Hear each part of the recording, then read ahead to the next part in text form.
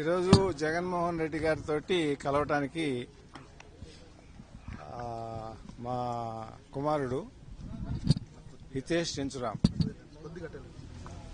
నేను రావడం జరిగింది. వారితో కలవటం జరిగింది. వారితో పయనించడానికి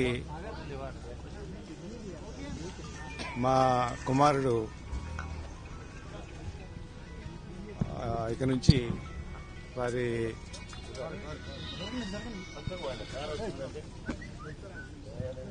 తోటి పయనించడానికి నిర్ణయం చేసుకోవడం జరిగింది. ఆ విషయంగా చర్చించుకుంటూ వారిని కలవటానికి రావడం జరిగింది.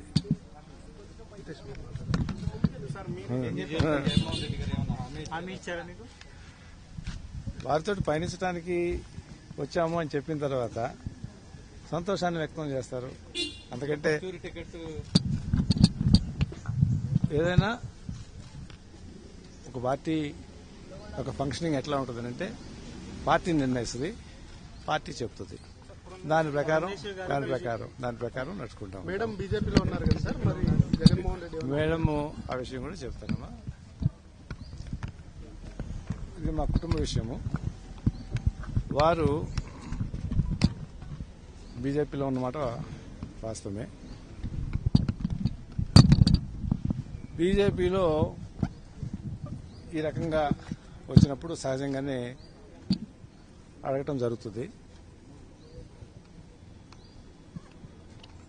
ఎవరి ఇష్టాల ప్రకారము వ్యక్తులు కానివ్వండి, కుటుంబంలో సభ్యులు కానివ్వండి చేసుకోవచ్చు. వారు చెప్పింది ఏంటంటే పార్టీ అనేటటువంటిది ఆవిడ మా కుటుంబ వ్యవహారంగా మారటం అనేటటువంటిది చేయరు. ఒకవేళ అవసరమైతే రాజకీయాల నుంచి సైలెంట్ అవడానికి కూడా నిర్ణయం చేసుకున్నటువంటి నేపథ్యంలో మాకు సంబంధించినటువంటి అనేక మంది శ్రేయోభిలాషులు ఆ పార్టీలో పెద్దలు కానివ్వండి, ఈ పార్టీలో పెద్దలు కానివ్వండి, అలాంటి నిర్ణయం వద్దు. గత కొన్ని సంవత్సరాలుగా ప్రజా ఏమంటారు జీవితంలో ఉన్నటువంటి నేపథ్యంలో ఒక మంచి వక్తగానో లేకపోతే కొన్ని మంచి పని చేయడానికో మీ యొక్క కాలాన్ని వినియోగించిన నేపథ్యంలో ఉంటే బాగుంటుంది అనేటటువంటిది ఎవరి అభిప్రాయాలు ఉంటాయి. బిడ్డల అభిప్రాయాలు తోటే ఉండాలనేటటువంటిది ఏమీ లేదు. కాబట్టి ఆ వైపు పెద్దలకు కూడా అవసరమైతే విరమించుకుని ఉండటానికి కూడా అభ్యంతరం లేదని చెప్పిన మీదట అలాంటిది కాదు, పార్టీలో కొనసాగాలి అనేటటువంటి అభిప్రాయాన్ని అక్కడ పెద్దలు వ్యక్తం చేసిన నేపథ్యంలో పురంధరేశ్వరి గారు రాజకీయాల్లో ఉండేటట్టయితే ఆ పార్టీలోనే కొనసాగుతారు అనేటటువంటి అభిప్రాయంతో లేని పక్షంలో విరమించుకునేటటువంటి విధంగానే ఉంటారు అనేటటువంటిది మా యొక్క కుటుంబపరంగా తీసుకున్నటువంటి నిర్ణయము. ఓకే సరే, లేకపోతే ఇక ఆవిడ మారుకుంటుంది రాజకీయాల నుంచి, ఏం ఇబ్బంది ఏం లేదు. అది అలా ఉంటుంది. తర్వాత ఇదే సందర్భంలో 2-3 విషయాలు జగన్ గారిని కలిసినప్పుడు కానివ్వండి, లేకపోతే గత 2 సంవత్సరాలుగా నేను జగన్ గారి యొక్క ఇంటర్వ్యూస్ కానివ్వండి, లేకపోతే అతని ప్రవర్తన నియమావళి కానివ్వండి, అతని పాదయాత్ర కానివ్వండి, ఆయా సభల్లో కానివ్వండి నేను గమనిస్తూనే ఉన్నాము. ఒక పార్టీని నడపటం అనేటటువంటిది ఎంత కష్టమో నాకు తెలియదు. ఇన్ని సంవత్సరాలు ఒక వ్యక్తిగా ఎన్నో కష్టాలకి వచ్చి ప్రజల మధ్య ఉంటూ సమస్యలను లేవనెత్తుతూ పార్టీని నడుపుతున్నటువంటి తీరు నేను నాకున్నటువంటి అనుభవంలో చాలా కష్టమైన పని. ఆ కష్టానికి దేవుడు ఫలితాన్ని చూపిస్తాడని చెప్పి నేను భావిస్తా ఉన్నాను. అందరూ అనుకునే విధంగా జగన్ మోహన్ రెడ్డి గారు ఏదో ప్రవర్తన అట్లా ఉంటుంది ఇట్లా ఉంటుంది అనేటటువంటి అభిప్రాయం నాకు ఎక్కడ కూడా కనపడలేదు. ఈ గంటనే కాదు, నేను ఈ 2 సంవత్సరాల నుంచి గమనిస్తున్నటువంటి నేపథ్యంలో ఇట్టిన వాళ్ళు చెప్పుకోవచ్చు. కానీ నేను చెప్పింది కానివ్వండి, నేను భావించింది కానివ్వండి, భగవంతుని ఆశీస్సులతోటి ఆ శ్రమకి ఫలితం అంటే ఫలితం అనేటట్టు కనపడితే అది రాష్ట్ర ప్రజానీకానికి మంచి జరిగేటటువంటి దానికి ఆ యొక్క ఫలితాన్ని ఉపయోగించడమే ధ్యేయంగా లక్ష్యంగా పనిచేస్తున్నాడు అని నేను విశ్వసిస్తున్నాను. విశ్వసిస్తున్నాను. అది జరగాలని కోరుకుంటున్నాను. ఆ వచ్చేటటువంటి యొక్క ఫలితం అంటే అధికారం అనేటటువంటిదే ఎవరైనా కూడా రాజకీయ రంగంలో చేసేటటువంటిది. ఆ వచ్చినటువంటి అధికారాన్ని ప్రజలకు ఉపయోగపడాలి అనేటటువంటి తత్వంతో తను కూడా పనిచేస్తాడు అనేటటువంటిది మా యొక్క విశ్వాసము. అదే ఆకాంక్షను నేను వ్యక్తపరిచాను.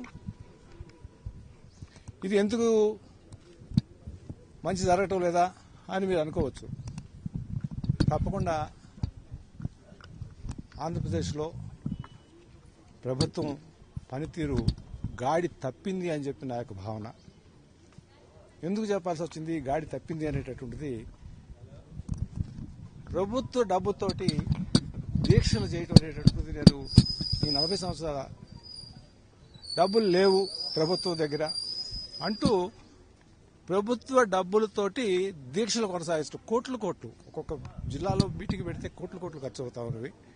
జనాలని బస్సుల్లో తీసుకొస్తా ఉన్నారు, టెంట్లు వేస్తా ఉన్నారు.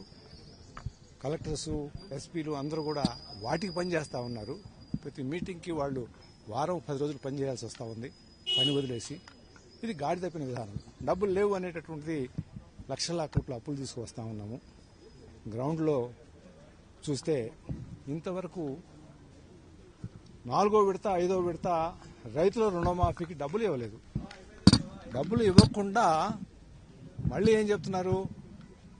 పోస్ట్ డేటెడ్ చెక్స్ తోటి మహిళలకు, డ్వాక్రా మహిళలకు రేపు 8,000 కోట్లు 9,000 కోట్లు నెలకి ఇంత పోస్ట్ డేటెడ్ చెక్స్ తోటి ఇవ్వబోతున్నామని చెప్తున్నారు. పోస్ట్ డేటెడ్ చెక్స్ తోటి ఈ రకంగా ఇవ్వటం అనేటటువంటిది ఎంతకంటే విచిత్రమైనటువంటి పరిపాలన నేను ఊహించలేను. అందువల్ల గాడి తప్పింది అనేటటువంటిది మాట వాడాల్సి వస్తుంది. మంచి చేయడానికి ప్రయత్నం చేసి మంచి చేస్తే అందరూ సంతోషించడమే. కానీ ఇది ఎలా ఎలక్షన్స్కి ముందు నెల రోజులు 2 నెలల ముందు 8,000 కోట్లు 9,000 కోట్లు 10,000 కోట్లు పోస్ట్ డేటెడ్ చెక్స్ తోటి కార్యక్రమాలు నిర్వహించేటటువంటి ఒక పాలన కరెక్ట్ కాదు అనేటువంటి నా అభిప్రాయము. ఇంతతోటి ఈ సమావేశం ముగించుకుని తర్వాత కార్యక్రమాన్ని నేను జాయినింగ్ అంటేమా నేను ఒకసారి కాన్స్టిట్యున్సీ అందరికీ కూడా ఆల్రెడీ ఒకసారి చెప్పాము. అందరితోటి మాట్లాడాల్సి వచ్చింది. నాకు కావాల్సినటువంటి వాళ్ళందరితో మాట్లాడాల్సి వచ్చింది. ఇవాళ ఈ సమావేశంలో మేము పయనిస్తున్నాము అనేటటువంటి యొక్క వాతావరణాన్ని మీకు చెప్పడానికే ఇక్కడ మీరందరూ వెయిట్ చేస్తున్నారని తెలిసి మామూలుగా అయితే ప్రెస్ కాన్ఫరెన్స్ నాకు రాలేదు. కానీ మీరంతా వెయిట్ చేస్తున్నప్పుడు మేము కారులో వెళ్ళిపోతే రకరకాల భావనలు వస్తాయని చెప్పి ఈ 4 మాటలు మీకు చెప్పాలని చెప్పి ఇక్కడికి వచ్చాను. దయచేసి దీన్ని బాధ్యత